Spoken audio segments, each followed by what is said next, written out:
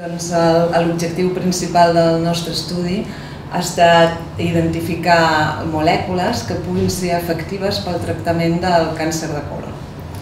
Aquestes molècules haurien d'interferir en l'activitat d'una proteïna que s'anomena beta-catenina, que està incrementada de manera anòmala en aquests tipus de tumors. Nosaltres fèiem uns primers assajos de proliferació cel·lular que ja ens donaven idea de si aquell compost tenia una certa activitat, era potencialment actiu o no. Vam preparar diverses famílies de compostos, centenars de compostos que vam anar assajant i de la informació que ens donava a la seva activitat intentaven dissenyar altres de nou.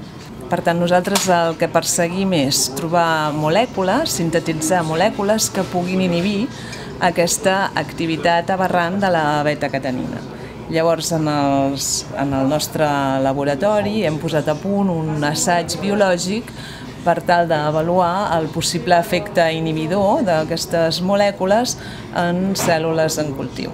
Per això partíem de cèl·lules tumorals en cultiu i les modificàvem de manera que produïssin llum.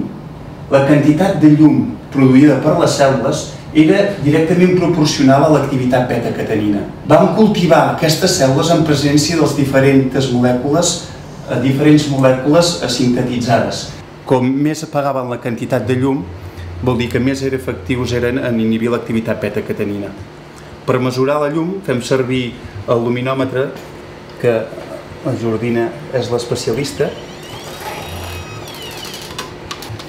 Les dades que obteníem amb el luminòmetre ens permetien determinar quins compostos inhibien més l'activitat beta-catenina, per tant, quins compostos inhibien més la proliferació de les cèl·lules tumorals. El que ens interessa és que aquestes molècules, a més, no modifiquin altres funcions dintre de la cèl·lula, per tant, l'activitat d'altres proteïnes.